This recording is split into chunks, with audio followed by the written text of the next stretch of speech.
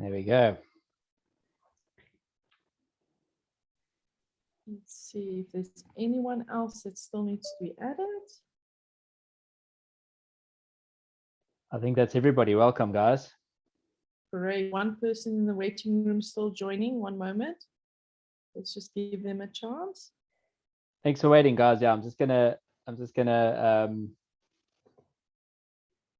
welcome everybody a little bit quickly. Like, just nice to see you guys joining us tonight. Thanks for coming aboard. Well, we just wait for a couple more last minute people joining us for the chat tonight, and just a quick thank you to Adrian for joining us as well. But we'll do a proper introduction in a moment. Just making sure everybody that wanted to join us is on. Tanya. Warwick, I'm not sure if it's your sound or my sound, but you are very splashy. Adrian, can you confirm? Did you hear? Yeah, he's a bit soft. Warwick is a bit low. He was good just now. Is it better now? Yes, it's better now. I think it was stuck. Okay. Might just be my mic. There we go. That's much better. Okay, well, guys, thank you very much for joining us. I'm Tanya Milan from Self-Sufficient Homesteading and Gardening, and Warwick Seltzer from Beware is my co-host.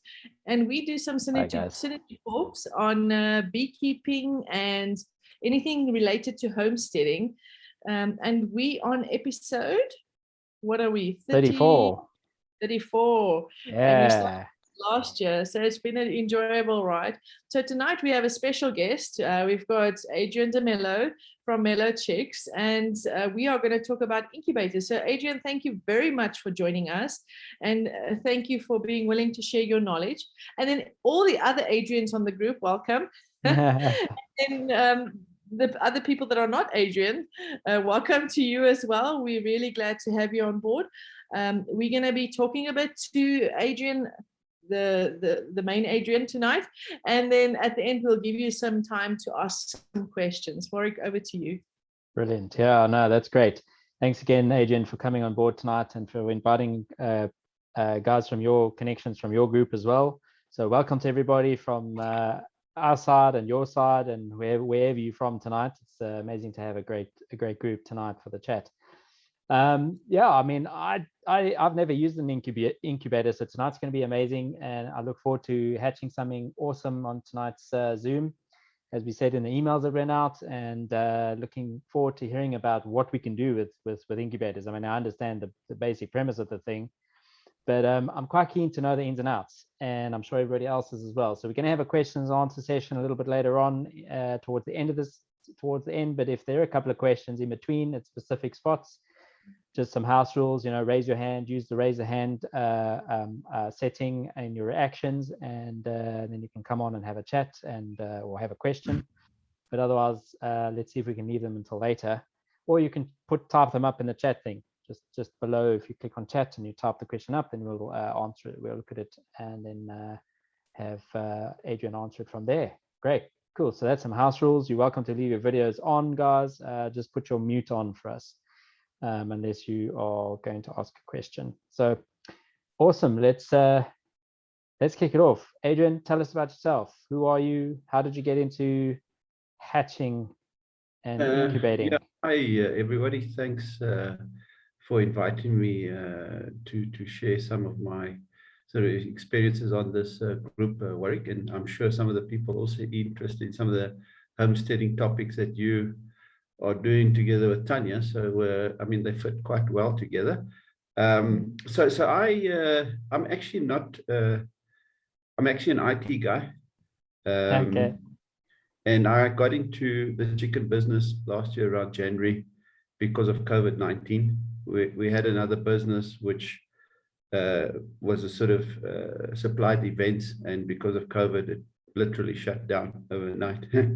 And we looked to do something different. So we started a chicken business, basically doing broilers, and then we progressed onto incubators. And so we're doing sort of a broad spectrum. We're doing incubators, we're doing day-old chicks, so we're actually hatching as well.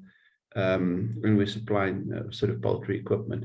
And we're also consulting to some people to try and help them with hatching and incubation, because what we did notice is that there are a lot of people in this industry that are struggling quite a lot. You know, they buy machines and nobody really tells them how to use that machine. Okay, so, or explains how to use that machine. And so we've learned the hard way. We've, I would say, killed tens of thousands of eggs. So we've learned the hard way what to do and what not to do. So I'm hoping tonight to share with some of the people on this call some of the things you shouldn't do and what to do to get a successful hatch rate. So yeah, so I did prepare a few slides. They are basic, so because I don't know what the audience, where they're coming from, and I've included some Q&A session at the end because I would suspect people want to ask questions to see they've probably got specific problems. I'll try and help them if we can on this call, but essentially I'm just going to take you through a couple of slides, talk through it, and then we can go into a Q&A session. I don't know if that's okay with everyone. Sounds good. Yeah. Does that mean we need, are you going to share your screen, Adrian? Yes, I'm going to share my screen with a PowerPoint presentation with some key points. So as you say, if somebody's got some questions related to the topic we're discussing at hand, that's fine. We can post them on the chat or just raise your hand or just ask. Okay, so I'm going to share my screen and let's kick off. I think you've disabled sharing, right? I think we need to make you a co-host. So let's do that quickly. There you go. You should be able to do it now. Perfect. So what I'm going to do is I'm just going to share. I don't know if you can see the screen that I've got up now. Yeah, perfect. Yeah, we can. Okay. So I'm just going to go through basically. Okay, so this is a little introduction. Let's just get into it. So what I wanted to cover off is what are the essential ingredients to incubation and hatching, right? What are the things that you need to get right, and what are the priorities? So I've sequenced these in order of importance. Okay, so the first one is obviously fertile eggs. Now, unfortunately, if you don't have fertile eggs, or you source poor quality fertile eggs, an incubator hatcher will never fix that problem. Okay, so a lot of people seem to think they can just buy eggs and put them in an incubator, table eggs, whatever it is, right? So you have to buy good quality fertile eggs. Now, a lot of people don't know how to check, you know, how do they know an egg's fertile? And, you know, how do they check, you know, if it's a good quality egg? Now, generally, if you're going to be hatching, and I'm specifically talking chicken, yeah, right?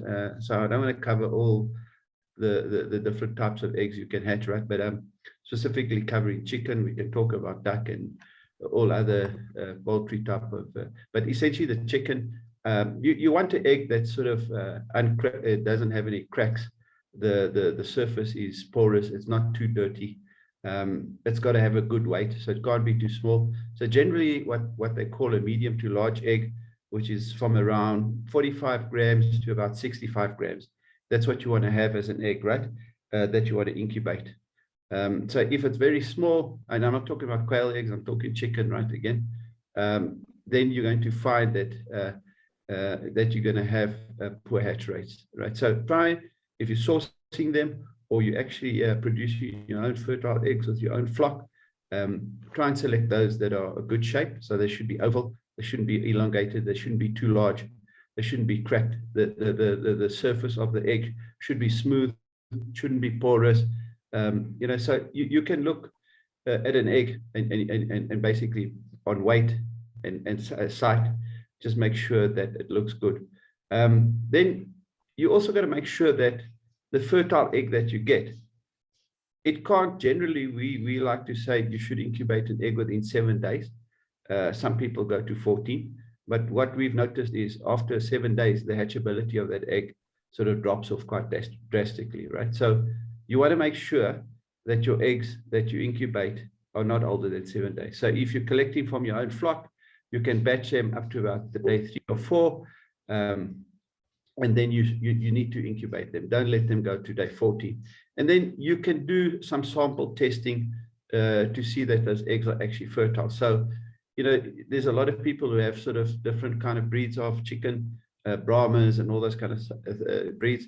You got to make sure that those chickens, the rooster and the hen, are doing the job, and that you're actually producing fertile eggs. Okay, so and the way to do that is, well, the only way currently, right? People are always looking for this magic machine. You can shine a torch and it's going to tell you whether this egg is fertile. And the only way you're really going to do it, right, is if you break the egg. Okay, so one of the tools, and we'll cover the tools section later on. One of the tools that we recommend you get is a clear bowl. So it's just a plain glass bowl that you can actually see through. So you can buy it at your Pick and Pay. And what we recommend people do is they take the egg and they break it into that bowl. And I'll just show you what you're actually looking for. Just give me a sec. I just want to share.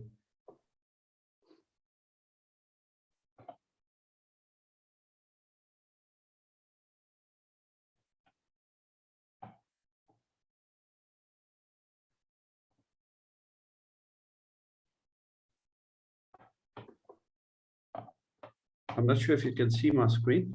Yeah. Okay. Yeah. This is a course that we actually give. It's an online course. So I'm just sharing some material from that course that you know, would be good for people to see. A lot of people probably have seen it already. I mean, if they've worked with me. So this is basically what you're looking for. So if you break that egg into a bowl, a fertile egg will have what they normally call, sort of colloquial term, is a bullseye. Okay, so it's basically a little dot with a circle around it. Now that'll tell you the egg is fertile. So normally what we do, and if you are sourcing eggs from people like us to hatch, we normally take 3 or 4 eggs from a batch we buy from somebody, and we make sure they're fertile, so that, you know, we're not being sold table eggs or things like that. I'm talking about broilers specifically, right? And if you just see a little dot like this here, you can see my screen, right? Yes. Yeah. Yes, If you just see a little dot like that, that means the egg is not fertile. Okay, so that's why you need to break the egg carefully with the yolk intact into the clear bowl. It's not always going to land on top this little disc, right? So sometimes you're going to have to look at it from the bottom or the side, and that's why we say get a good clear bowl that you're able to look for this sign. So it's basically a bullseye. If you know a dartboard, it's got a little dot in the middle, normally a red dot, and then it's got a black circle. So this will be a white circle with a little white dot in the middle. Okay, and that'll tell you the egg's fertile. How many days is that, Adrian? No, any egg that hatches, right? You'll be able to tell straight away. Oh, so from day one. Okay, cool. From as soon as that egg comes out of the chicken, yeah, you will be able to do this test and test it's fertile, right? So that's the first thing, is to test the fertility, right? So no use to hatch infertile eggs, because you're just wasting time and electricity. So you got to, what if people are running their own flocks, they should do this test often, just to make sure the roosters are doing their job, right? And then you'll get an idea of the fertility rate. So normally, let's say you've got a few eggs, I'd normally break 3 eggs. If 2 out of 3 are fertile, I'd say I've got about a 66% fertility rate that I can expect, right? Okay, so that's the first thing you got to do. And the second one is the freshness test, right? So if somebody just gives you a bunch of eggs and you've got no idea of what the age looks like, what you can do is just in that bowl of water, put some water. Now, don't go put ice water in there. Just put normal tap water, room temperature, and you float the egg. You put the egg into the bowl. Now, if it's a fresh egg, in other words, sort of 0 to 3 days, what you will find is it'll lie flat like this. Okay, so that means it's 0 to 3 days, it's good to go. As the egg ages, the fat part, the rounded part of the egg will start to float upwards. Okay, so essentially, if your egg is doing this and it actually comes off the bottom of your glass, it's too old to incubate. You can incubate, but you're going to get poor hatchability. Okay. Hmm. You want to make sure it's fertile. You want to make sure it's fresh. So normally by this stage, and why this happens, at the top of the egg, right, there's an air sac. And as the egg ages, the air sac gets bigger. Okay. And because it's getting bigger, that's why it starts to float, because there's more air in the egg and it starts to float. So that's why this top part of the egg actually floats. So the older the egg gets, the bigger this air sac gets, the more it's going to float. Okay. So that's the principle. So if you're going to hatch, try and hatch eggs less than a week old. So something like this would be acceptable. Okay. Okay, that's great. Any questions on fertile eggs? Warwick, So you're muted. how you got to break it, look for the bullseye, right? What to check, just put it in a glass, in the bowl of water, make sure it doesn't float and it lies flat. Okay. All right, let's go look. So that's the most important thing in hatching. If you don't have fertile eggs, nothing going to happen. All right, let's go to temperature. So temperature is the second most important thing in incubation, right? For chickens, you know, everybody will have the idea of what a good temperature is. Most people in the industry are hatching at a temperature of 37.5. Some of the sort of more experienced type of hatchers, they will start with a temperature of 38.2, and during the 18-day period, they will reduce it eventually down to 37.2. And the reason why they do that is at the beginning of the egg, of the growth of the egg or the chicken in the egg, right? It needs a higher temperature at the beginning to start growing. As it progresses through the cycle towards the end, which is around day 18, right? That chicken is alive. It's producing heat, okay? Inside the egg at that point in time, around day 18, it's actually 40 degrees. So you actually need to start cooling the egg rather than heating it. So a lot of people sort of think, no, they need to heat this egg throughout the cycle. At the beginning, you need a little bit more heat. And at the end, you want to start cooling it down a bit towards the hatching part. So that's why people run an average of around 37.5. They don't have to change it at the beginning of week 1, and then week 2, they're making adjustments. It's easy. Just keep it at 37.5 and you're good to go. All right. Okay, So, great. Are you still on temperature? Or you, because there was a question just now that we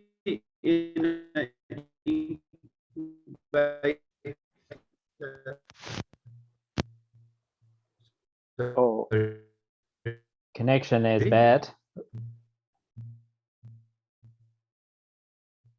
Adrian, your connection is a bit bad. Somebody had a question. Who was it? Somebody put their hand up just now, and we weren't quick enough to tell you to unmute. If you want to ask your question quickly, just unmute yourself and just ask. We'll give you a moment.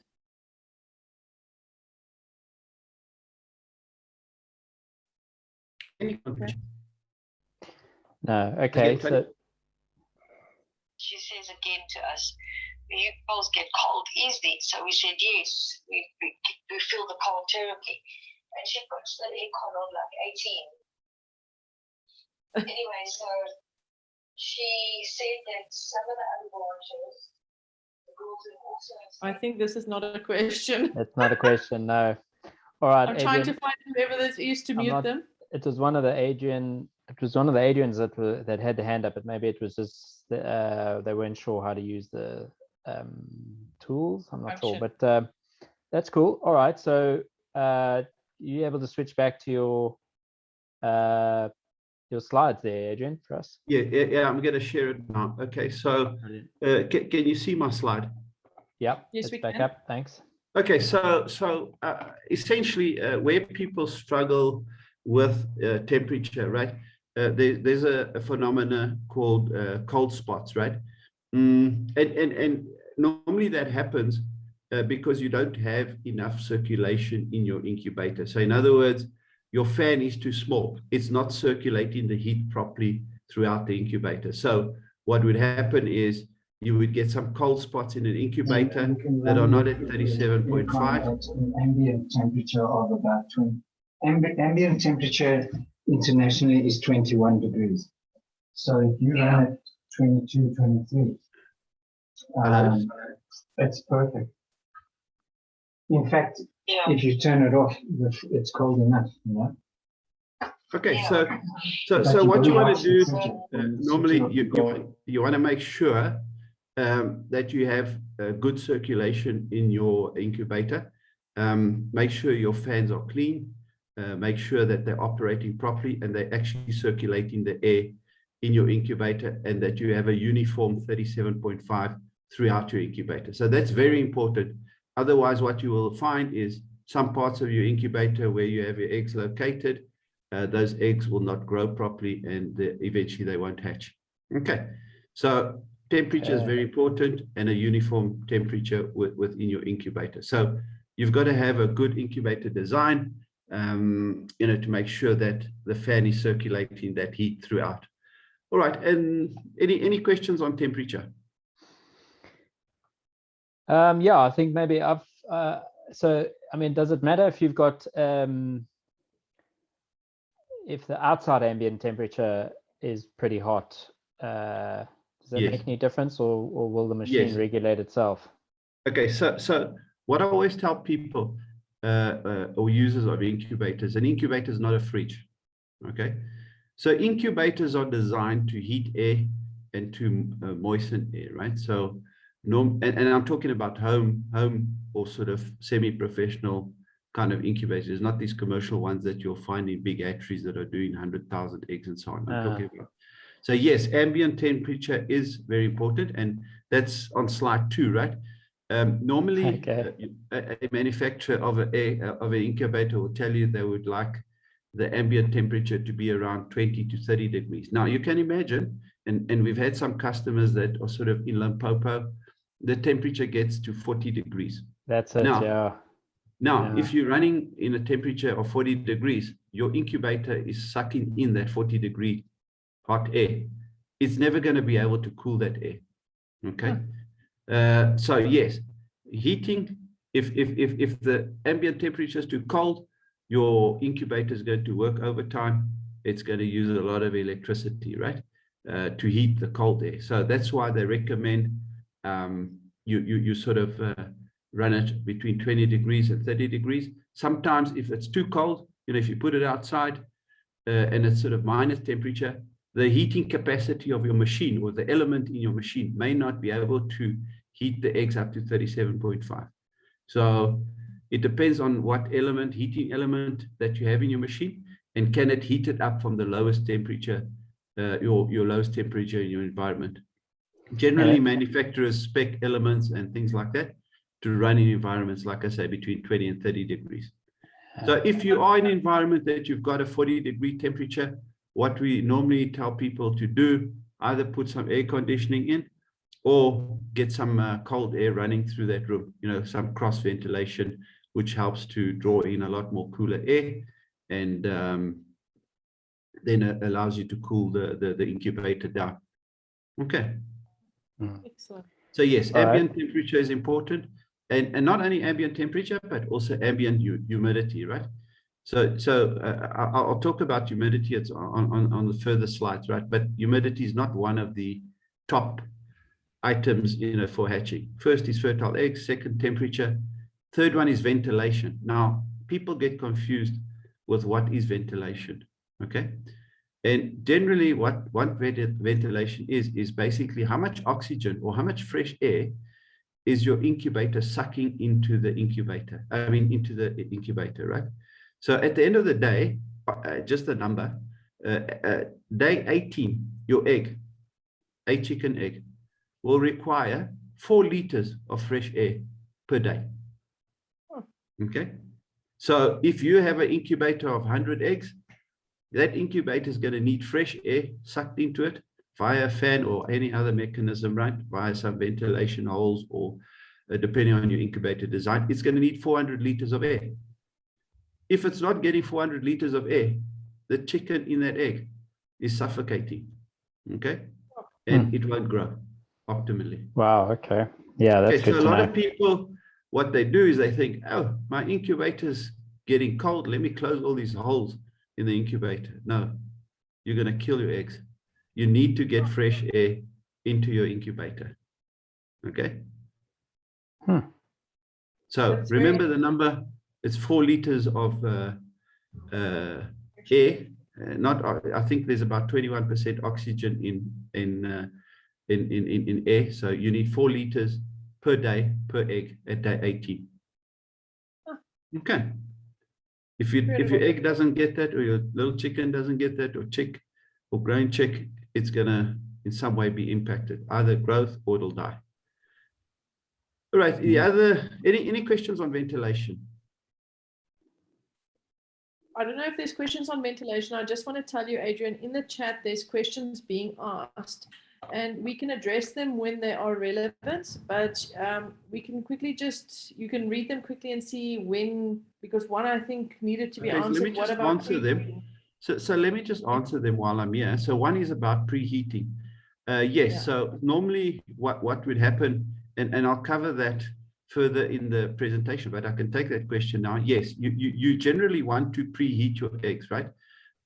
Before you put them into the incubator. And the reason you want to do that is normally you'd have them stored at sort of room temperature, maybe 18, 20 degrees, okay, before you put them into the incubator. So you'd load them into your trays, you'd let them rest for a minimum of 6 hours. And then generally what you would do is you would preheat them before you put them into the incubator, right? So there's a lot of methods that people will use. So if you are going to put it into an incubator and there's no eggs in the incubator, generally what people do is they would preheat the incubator to around 25 degrees, okay? And they would then put the eggs in there and they'd leave it for an hour, 2 hours, just to get the eggs up to that temperature. And then they would gradually increase the temperature to 37.5. And the reason they do that, or you want to do that, is you don't want to shock the egg sort of from a temperature of 18 to 20 degrees and have it ramp up to 37.5 sort of in an hour. So that's one of the reasons. And the second reason is you could have condensation happening on the egg if you take it through that temperature range from 20 degrees to 37. And that condensation or water that forms on the egg, right, at that point in time can lead to some infection, bacteria growth, and things like that. So yes, if you have the facility or to preheat eggs and you have a dedicated incubator, yes. But a lot of people practice the concept of combo hatching, where they are hatching and incubating at the same time, and they already have eggs in the incubator. So preheating becomes a little bit difficult unless you've got a second incubator where you can do that, right? So yes, preheating, if you can do it, it's a good idea. It'll help your hatchability. But at the end of the day, if you can't, then you're going to be forced to just put it in the incubator. Ourselves, we do practice preheating because we're incubating a lot of eggs. But like I say, for home hatching, I mean, a lot of people don't have a preheating facility, okay? All right, and then just the question on, does the fan has to always be on? So there normally is 2 fans on an incubator generally, right? You might find just one on the smaller ones, but on the bigger models, there is normally an exhaust fan and there is a ventilation fan or circulation fan, as you would call it, right? This circulation fan has to always be on. Okay, so if you switch it off, as I said, it's going to cause your incubator to not have uniform temperature within the confines of that incubator, right? So you're going to find you've got a lot of cold spots and hot spots because the air is not being mixed properly. Essentially, that's what the circulation fan does. It mixes the air and makes it uniform, the temperature. Okay, the exhaust fan, what that is used for is generally people or the computer will control the exhaust fan. The exhaust fan will come on generally for our incubators, we set it to come on every hour for 30 seconds. And what that does is it extracts the stale air out of the incubator. So as the chicken is growing in the egg, it is breathing, it's creating carbon dioxide. That carbon dioxide is getting into your incubator and it needs to get out into the environment or outside of the incubator. At the same time, you're also sucking in fresh air. So the exhaust fan basically takes your, let's say, dirty air, and it expels it into the environment, right? The exhaust fan is also used to help you if you have high humidity. The computer will detect high humidity and it'll switch on the exhaust fan and it'll suck out the high humidity in your machine, right? The same for temperature. So if your temperature goes very high, like we talked about 40 degrees, what will happen is you can program your computer to say switch on the exhaust fan, and what it'll do, it'll suck out the hot air as well. Okay, so generally have two fans, circulation fan always on, exhaust fan, you program it according to your environment, right, and your requirements. Okay. Brilliant. Well, All right, so just we're only on slide one. Okay, so let's talk. Sorry. I said we're only on slide one, and I'm really confident about this incubator that I ordered because your technical knowledge is really good. I am appreciating this very much. Okay, yeah, look, it might be a bit too much for some people who may be just starting out. So you just shout out. Okay, let's talk about the viral kill. Okay, so yes, you have to practice hygiene when you are incubating eggs. Biggest killer, or one of the biggest killer of eggs or fertile eggs or chickens or little chicks in an egg, is bacteria. Okay, so yes, you want to mix. There's a number of ways, right? So we used to use viral kill in our incubators. We don't do that anymore. One, it's costly, and two, it's quite intensive. I mean, you know, you got to spray it and you got to. But yes, if you want to use viral kill, just mix it properly according to the instructions given on the bottle. Don't make it too strong. You can just spray it. Normally what we do is you can spray it on the fertile eggs, but normally what we do is we also spray it into the incubator through the ventilation hole. So you have the circulation fan running. You would just get a atomizer, one of these bottles that you feed your plants with. You put your mixture in there, you spray it into your incubator where the fan is, and what it would do is it circulate that viral kill mixture within your incubator. The benefit of that is it doesn't only sterilize the eggs, but it also sterilizes the surface of your incubator, because that's where viruses also live. They don't only live on your eggs, right? They also live on the surface of the inside of the incubator. So if you haven't cleaned that properly and you use the atomizer to inject some spray or mist into it that has viral kill, what it'll do is it'll attach to the surface and it'll kill the bugs on the surface as well. Okay, so yes, you can use a viral kill. We recommend it. Just mix it properly. The other method which we use is we use an ozonator. Okay, so we have a machine in our hatchery which produces ozone, and what that does is it also kills bacteria. The benefit of that is the machine is always running, and it'll suck the air from the outside, and which contains the ozone, and it will go inside the machine and also sterilize it during the incubation period. So with viral kill, it's normally a once-off. You know, you spray it at the beginning when you put the eggs in. The way we do it, we use an ozonator, and we sterilize the inside of the incubator throughout the incubation period. Okay, so a lot of people say, no, ozone doesn't work and this and that. Like I say, we use it. It works for us. But yes, you do need to keep your incubator clean. Yes, you do need to sterilize or clean your eggs. Yes, you do need to kill the bacteria in your incubator. Okay, and viral kill, no problem. Good product, works. Okay. Excellent.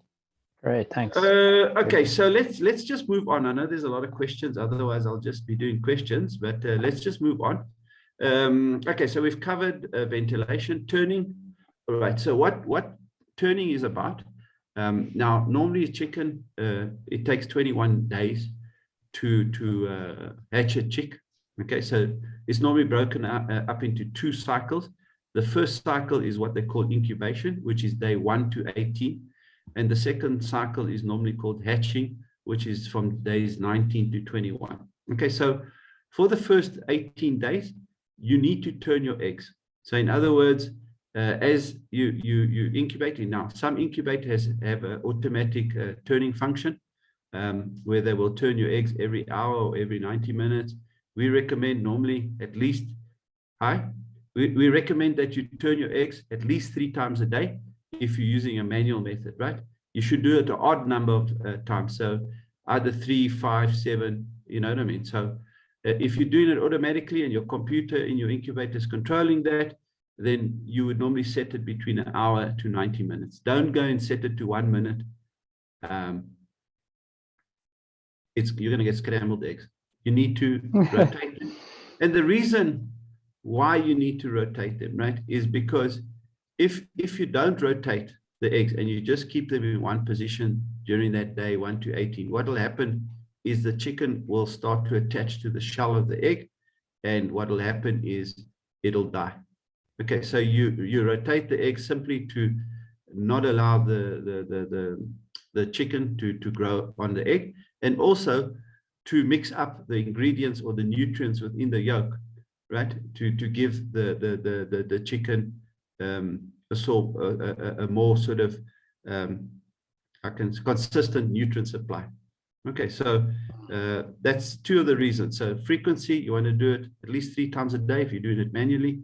If you're doing it automatically by your computer, between an hour and 90 minutes, you want to be turning your eggs for the first 18 days. After 18 days, you do not need to turn your eggs, right? But we'll cover that in the process. So it's very important to turn your eggs. If you don't turn your eggs, you're going to find your hatchability drops off. Okay. Cool. Any questions? Okay, that's good. Okay, any questions on turning? I may be going a bit fast, but I want to cover everything so that you have a good view of. We can go to questions at the end, I think. So if you want to keep going. Yes. Okay, so let's go to the second essential ingredients. It's humidity and egg weight loss. And so essentially we did cover, and humidity is important, but it's probably the least important of all the factors in incubation and hatching. So you need to have a good humidity in your incubator. And essentially what you're trying to do, right, is you're trying to make sure that the chicken grows to a good weight within the egg, and that you have enough moisture in the egg at the end of the day as well, so that right at the end, the chicken is not too sticky. So you need a good balance of moisture and growth. Now, there's a process that they call egg weight loss. Now, if you go onto Facebook, you'll have every single guy on the internet telling you, put it at 55, put it at 60, put it at 20, put it at 30. And people just, everybody's got a number. The only way to control humidity, okay, the only way, if you want to do it properly, is to use what we call the egg weight loss method. Okay, so what you do is, if you're going to incubate 10 eggs, you weigh the egg. So let's say you've got 10 eggs, and I'm just going to make the calculation simple. You've got 10 eggs, and they happen to all weigh 40 grams. Okay, so you have 400 grams of eggs. Okay, what you do is normally I write it on the egg with a little Cokie, and I say each egg is 40 grams, 30 grams, 32, whatever, right? I write it. And then on day 18, which is what they call lockdown, you would take those same eggs and you would weigh them. Okay, so let's take an egg that was 40 grams, assuming it was fertile and it had grown. So you take the non-fertile eggs out first, right? Because you can't weigh those, they didn't grow. So this egg weight loss will not work. So you take the 40-gram egg that grew, and what you would do is you'd weigh it on day 18. Let's say it weighs now 35 grams, okay? Because it will lose weight, it will lose moisture, and that's why the weight comes down, right? So let's say it weighs now 35 grams. So it's 5 over 40, right? Okay, that's how much percentage. Now, the correct percentage to get the weight loss, so it's 5 over 40 is 12.5%, I think, somewhere around there, right? Now, what you want to do is you want to get around 10 to 12% average weight loss across those 10 eggs, okay? Then you know your humidity is right. So if your humidity is too high, you won't have lost enough weight or moisture in the egg, right? So you will only lose, let's say, 2 grams, okay? Or you may lose only 8% of that egg weight.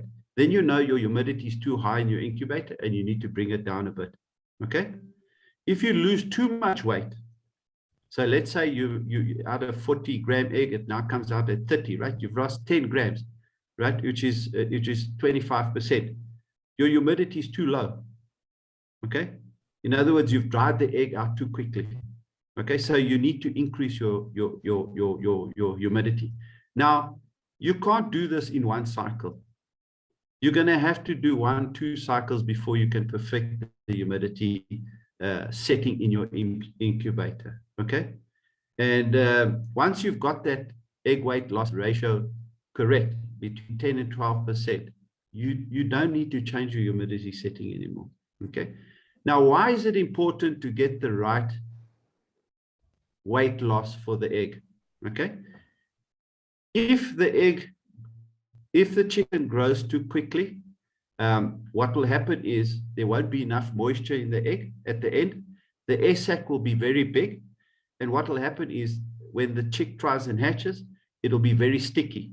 You know, there's not enough moisture. So it will struggle to get out of the egg. It'll be able to pip, but now when it tries and pushes itself out, that egg is dry and sticky. Okay. And then it will struggle, and a vast majority of them will die.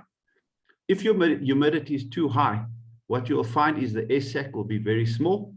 When the chicken pips into the air sac, because that's on day 18, it pips through the inner air sac, right? And it starts to breathe air from that air sac, right? If it's too small and it's filled with liquid, it'll drown, because now there's not enough air in that air sac, okay? And it'll drown. So you have to get the right size air sac. And the only way to do that is to do this egg weight loss calculation. Okay, so you can go onto the internet. I just want to show you some pictures. If you just give me, okay. One thing I didn't cover is if you're going to load an incubator, make sure the pointy side is down, right? So never load the fat side of the egg pointing down in the incubator, right?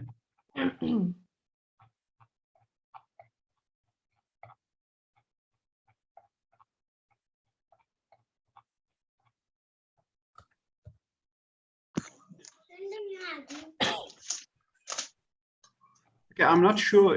Everybody happy with the egg weight loss formula and how to calculate it? Yeah, So I think you said ultimately it's what, 10 to 12% of whatever the regional weight was, right? So correct. Yeah, that's fairly straightforward, I think. But everybody comfortable how to compute it. And it's going to take you a while. It's going to take you at least 2 cycles to get your humidity right. So generally for incubation, you run at a 55% humidity figure. But like I said, people have their own numbers. We do it at 55. For hatching, you need a higher humidity. We normally run at 65. And the reason why you want a higher humidity is to soften the eggshell, so that when the chicken pips through that shell, it doesn't have to struggle too much. Okay.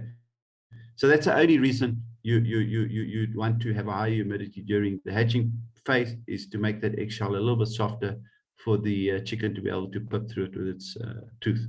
Okay. All right. So that's for humidity.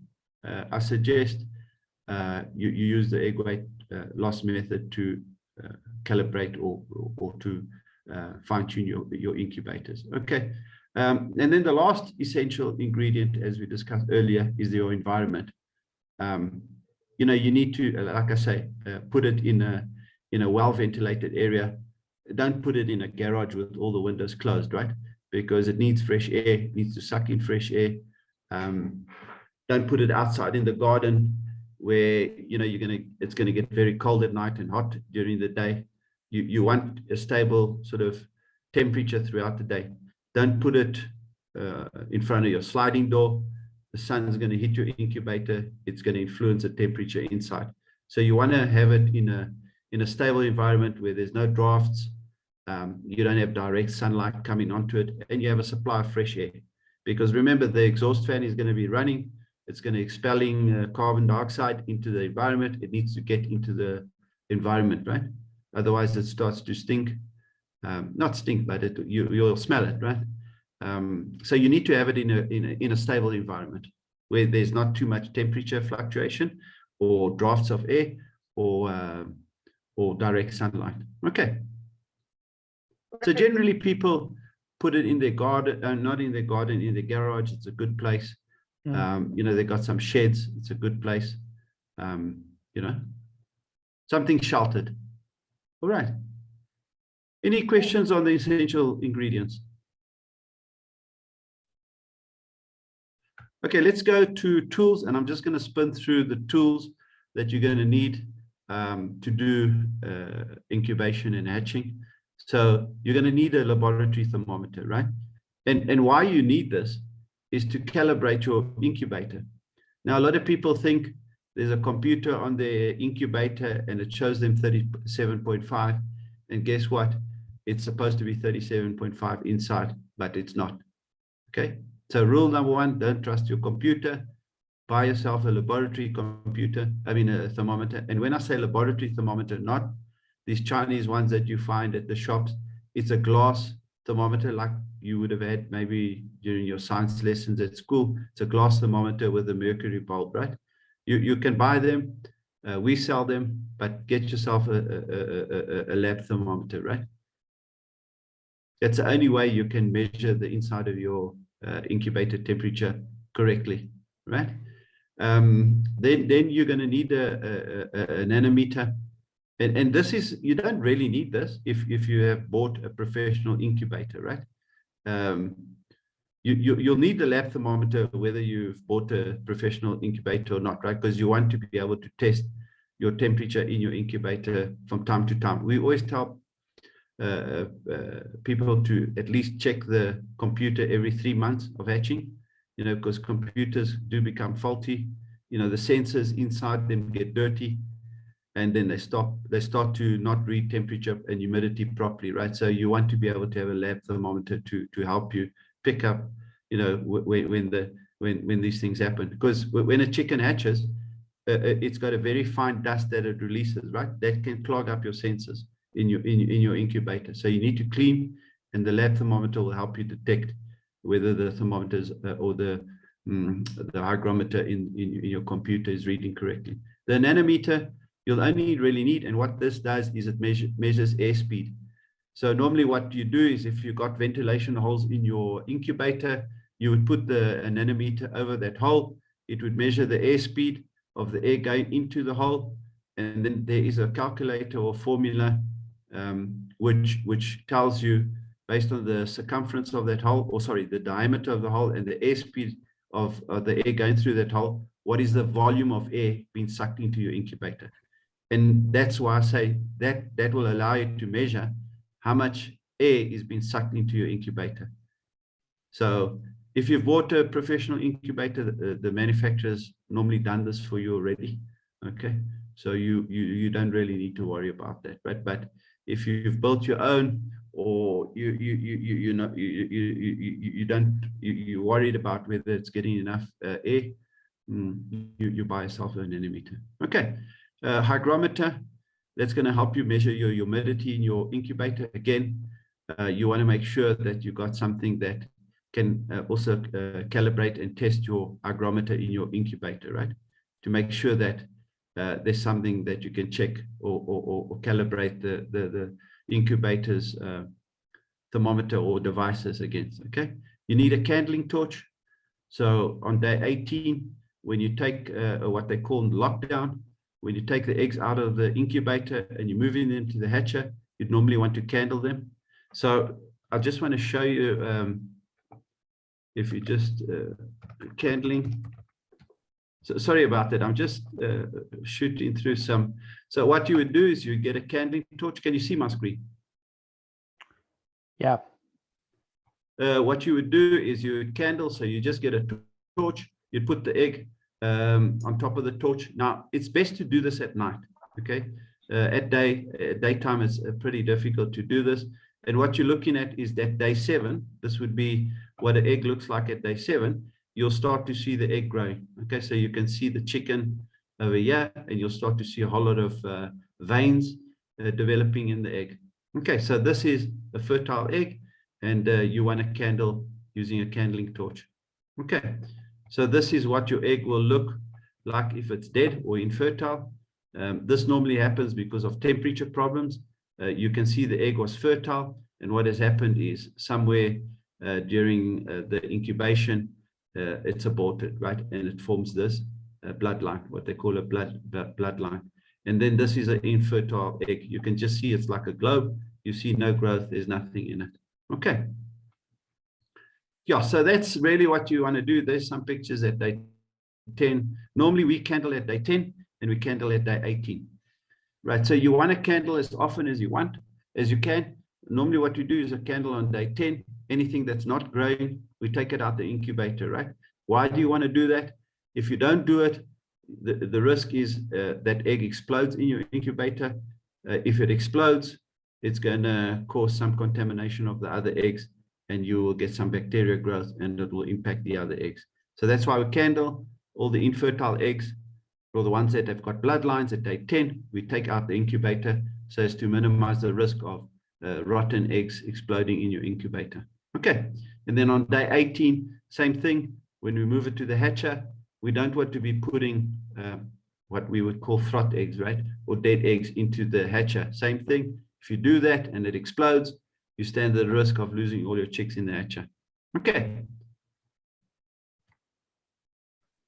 All right, so so you know why you need a candling torch, right? It's a good investment.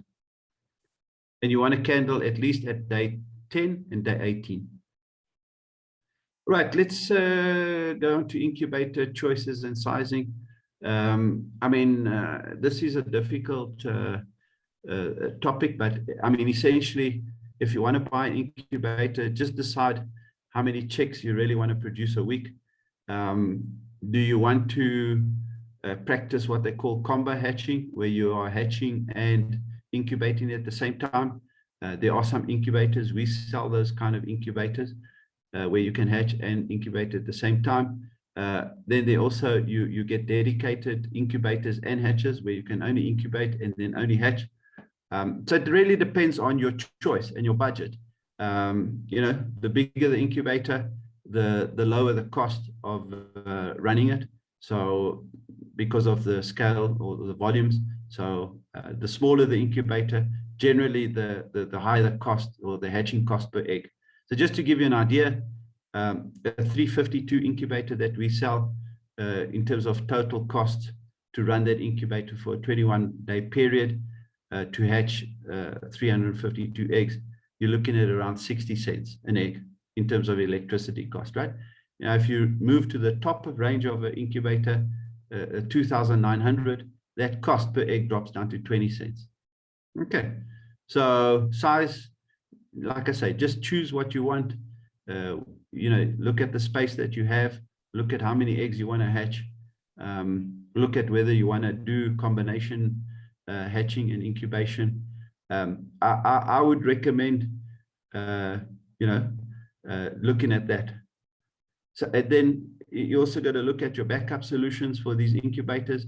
I mean, a lot of people, we have a lot of load shedding that can impact your hatching success, you know. So there are solar, there are 12-volt incubators, there are solar power generators, there's a whole host. So look at really what you want to do, where you want to run this thing, look at how frequently you have load shedding.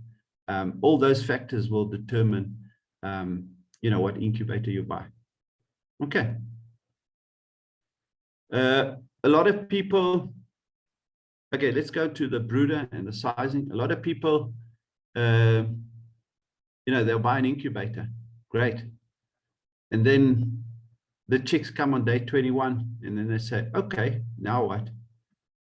So if you're going to incubate and you're going to hatch, buy a brooder, you're going to have to put those chicks somewhere after they've hatched. Put them in the bath. In the bath, yeah, you can do that. What's important? What's important about a brooder is it needs to have heating. A lot of people use infrared globes, which is fine, but you need to have that temperature for the first 2 weeks of a chicken's life. It starts off at about 32 to 35 degrees. And then normally what people do is they reduce it by about 1 degree or 2 per day. So as the chick hatches, it comes out of a hatcher that's at 37.2 degrees, and you put it into a brooder. That brooder is at 35 degrees. And what you do is you reduce that temperature of the brooder by adjusting the height of the light away from the chicks, right? Eventually, it gets down to about 25 degrees after 2 weeks, and then those chicks are ready to go into your coop or even outside. So you're going to need a brooder, okay? Don't leave it to the last minute, because you need the brooder, you need the pine shavings, you need the feeders, you need the drinkers. It takes you a bit of time to set that up, okay? Then you're going to need a scale. You need to weigh your eggs, right, for the egg weight loss, okay? And then you also want to weigh your chicks when they come out. You want to see, you know, are they healthy? Have they got a good weight? And then lastly, like I said, you want to buy a clear bowl so that you can use that to check your fertility, right? Okay, so that's really sort of a summary of the tools that you're going to need to do incubation and hatching, right? So I got a quick question then, Adrian, just about you're talking about choosing an incubator and that sort of thing. I mean, what would an entry level budget be if to set something up? A Look, little entry level budget. So let's say you're looking for an incubator of about 88 eggs, right, per 21-day cycle, right? You're looking at about 1,600 Rand for something like that, to sort of a semi-professional kind of outfit, which is around 350 eggs, which will cost you about 6,000. And then if you sort of, I wouldn't say commercial, but sort of semi-professional or like a small scale farmer, you would move to a sort of 1,000 egg incubator, and they will cost you around 10,000. And then if you go commercial, you can start at about 20,000 upwards. Okay. Wow, okay. And what about the price of the eggs? I don't know if you're gonna okay, so we're covering that next, or no, I'm not really. So eggs, it will differ depending on the breed you're buying. Sure. A broiler egg will cost you in the region of about 3 to 5 Rand. If you're looking for sort of Potchkoek, Australorps, Boschvelder, heritage type of breeds, they will cost you around 5 to 8 Rands in eggs. If you're doing the Ayam Samani, that's sort of the most expensive egg that I've ever bought. That'll cost you 70 Rand an egg. Oh, okay. Okay. That's if you're interested in Brahmas, don't try that one the first time round, right? Sorry? Don't try that one the first time don't round. try that. Okay, no. so don't. The easiest egg to hatch, right? The easiest egg, if you're going to start, is you probably want to look at heritage breeds, which is your Boschvelder, your Potchkoek, and your Australorp. Those are really good eggs to hatch. The chickens, or the chicks that have come out there, are quite easy to raise. If you're going to do broiler, it's a little bit technical, you know, but if you're going to start out, try those breeds. The eggs are cheap, and their fertility is normally quite high in those breeds. Like an Ayam, you probably get about 60% fertility. So at $70 a shot, you don't want to be starting there, right? Yeah, no, not at all. So if I'm guesstimating here, I mean, I'm not entirely sure what the thermometer, anemometer, hygrometer, or hygrometer, all of those will probably cost. Maybe. Okay, I'll just give you a breakdown. So lab thermometer, it'll cost you about 200. A nanometer will cost you about 400. Hygrometer will probably cost you about 150 Rand. A candling torch, about 70 Rand. An incubator, I've given you the price. A brooder, you're probably looking at about 200 to 300 Rands for that. A scale, you're looking at about 200 Rands for that. And the clear bowl, I mean, I don't know, 20 Rand, 30 Rand at Pick n Pay. All right, so I think, I mean, kicking this off, it's under $5,000 basically, right? For an 88. So if you sort of want to be entry level, you could get away with, let's say, 2.5 grand. Yeah, you could start. Plus the eggs. I'm talking about, so you're timesing that by 5-6 Rand times 88. Yes. Yeah, I'm rounding it up. I'm rounding it up to about $4,000, somewhere around there. Yes. Yeah, okay. Yeah. Nice. Because delivery might be, delivery and all that included as well. Between 4 and 5 grand, that's a pretty decent business to start off with. Yes. In terms of starting off an investment, and yeah, you could probably double your money out of that. Hey, the first, depending on how many hatchlings you get, right, at the end of the first batch, right? Probably get your money back, right? Yes, you'd get your money back. So what a lot of people do, there's a lot of different kind of opportunities that you can do. So one of them is selling the day-old chicks, so you can hatch and sell. The other one is what people do with these smaller incubators is they want to grow their own flocks. Okay, so they'll start off with 2 or 3 chicks, they'll grow their flock to 100, and what they'll do is they'll then sell those birds onto other people. So either as meat birds or layers. A lot of people looking for 2-3 layers for their home, domestic use. So they sell those layers, or they sell it to other people who want to hatch eggs, for eating, table eggs. So so there's 2 ways. You sell the day-old chicks, or you grow them to a decent size, and then you sell those birds then to other people. Okay, so or if you really want to and you're really keen, you can use those incubators to grow some show stock, and you can start participating in some poultry shows, if you really. Sorry, I was just gonna what would a hatchling day-old chick go for? Okay, so let's look at a Portugal cook. You would buy egg around 5 to 8 rand, and you would sell that chick. The market rate now is about 15 rand for a day-old chick. Okay, but remember, you must take your fertility rate. You're not going to get all 88 coming out, right? Or 352 or whatever. It's not going to work. So you're going to have some losses. Yes. But and what would you? I mean, I'm going to push you a little bit on that. Then, what would you say first 2 or 3 rounds? What is to be? So that's why I said right at the beginning, fertile eggs is your top priority in terms of this business, or this. So you want to test your supply out first. So don't go and buy 100 eggs from the guy first time shot, right? Buy 10, 20 eggs, test them. Once you're happy with his quality in terms of fertility, size, hatch rate. But you can expect, if you go to the market and you choose somebody reasonable, you can expect around what we call a 75% throughput rate. So that would be, you put in 100 eggs and you get 75 chicks out. Yeah. Okay. So that would be sort of a norm. If you get below that, you either got bad eggs, or your incubation and hatching needs sort some of work. processes are a problem. Yeah. Yeah. So 75%. If you get that number, you're sort of doing well. There's about anything above that, you're very lucky. Anything below that, look at some of the things you may be doing wrong, or look at your egg supply. Okay. Nice. Adrian? Okay. Good. Adrian, there's a question. Do you also sell the scales, number one? And where can we find your incubators, your products? Where are they available? We have a website, www.incubatorexperts.co.za. So I'll just put it in the chat. I was going to ask you to do that, yeah.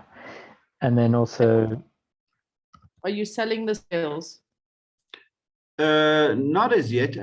We bought our scale off Take-A-Lot, right? So if somebody wants to know what scale we bought, I can tell them. But like I say, we just buy them off Take-A-Lot. It's cheap. It's a digital scale.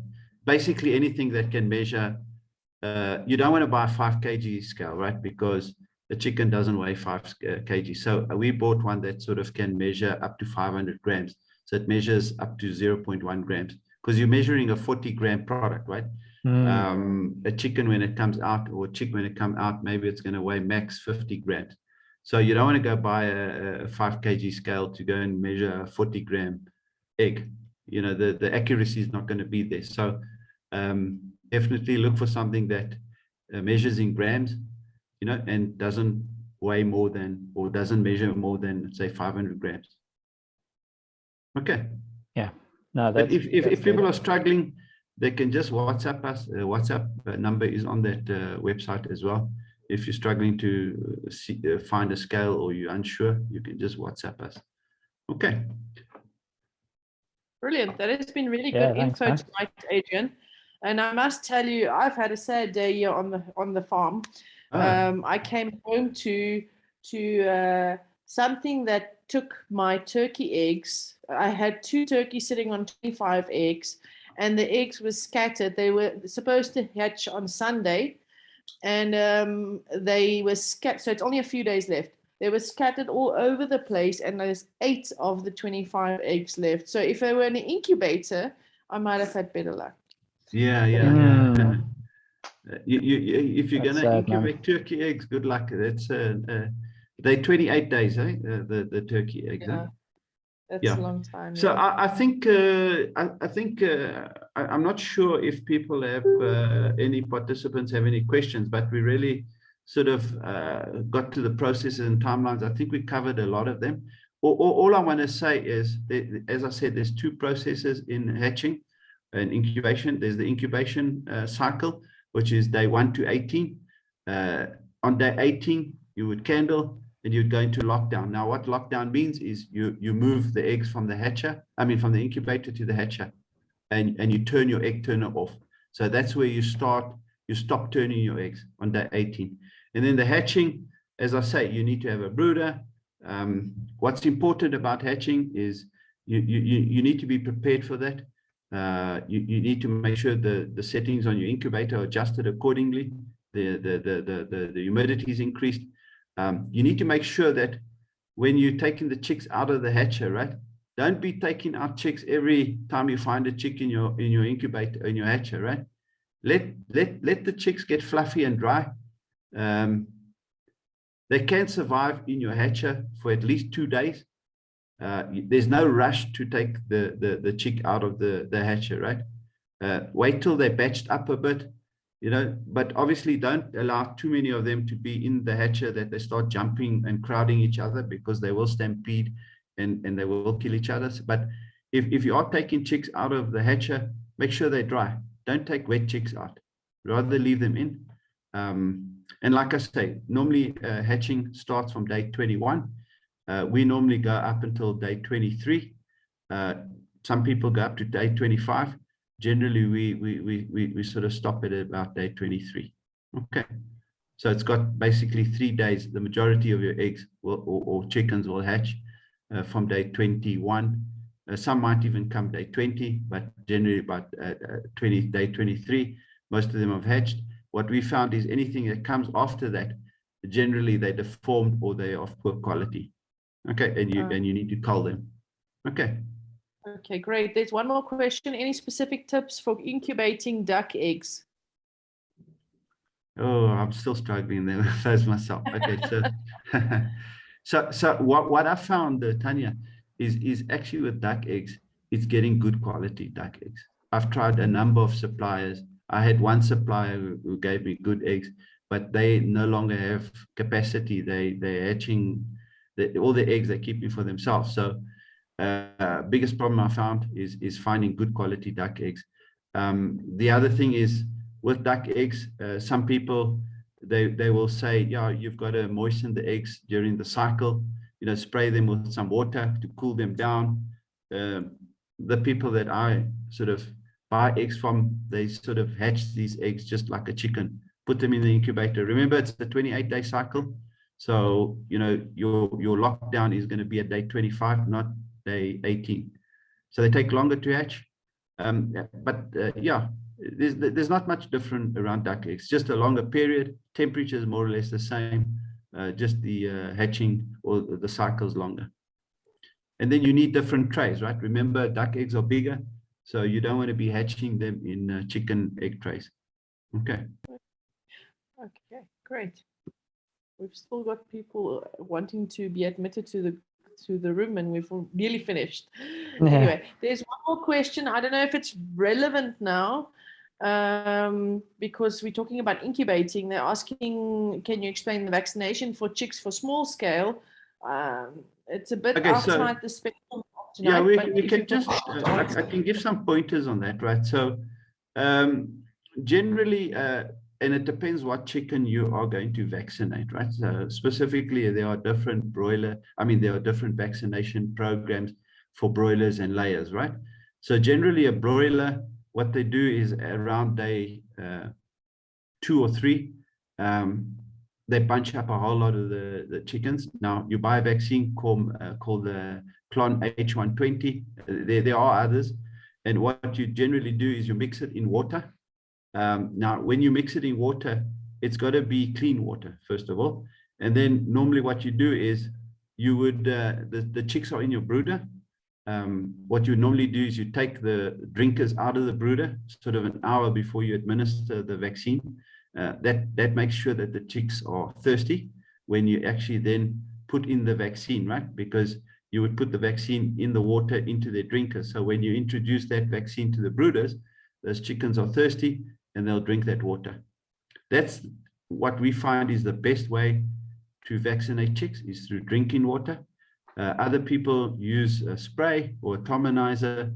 They put the vaccine into the atominizer and then they spray the brooder or the chick, and that then goes into their, or they breathe that vapor, and then they get vaccinated. But we found the best way or most effective way is to use drinking water.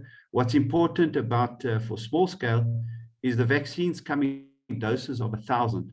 So you want to be able to, if you are hatching, you're only really going to vaccinate once all your chicks have hatched. You can't use that vaccine once it's opened multiple times. Once you've opened, you've got to consume that whole vial for 1,000 chicks. Okay, so you could waste, if your batches are only 500 in size, you'll waste half the vial essentially. Okay, so one vaccination roughly for a day-old chick is around 100 Rand for 1,000 chicks. Okay, roughly. Okay, great. Thank you very much, Adrian. I hear that there's rumors that the baby is awake in the background there. So we're going to wrap up as well. But I want to thank you, Adrian, for this incredible amount of information that you've given us. It's so valuable. And for me, that's getting my 352.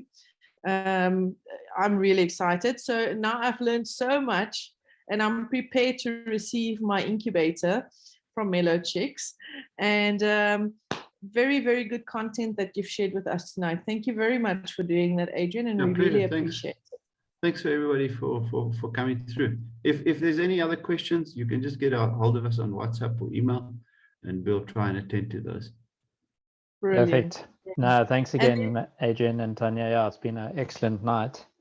Really great Zoom. Yeah, brilliant. Great.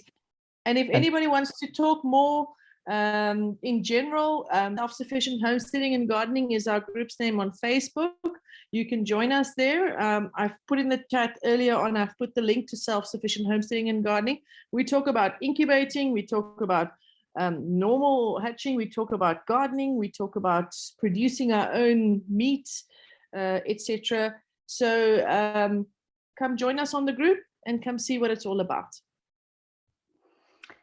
Yeah, and thanks for all of you, the group from Adrian's side as well, joining us tonight. It's been awesome having you guys on board. And yeah, please feel free to look at all the different resources, including Adrian's. For the people that don't know where Adrian's from, Adrian, your website is? It's I've put it on the chat, Warwick.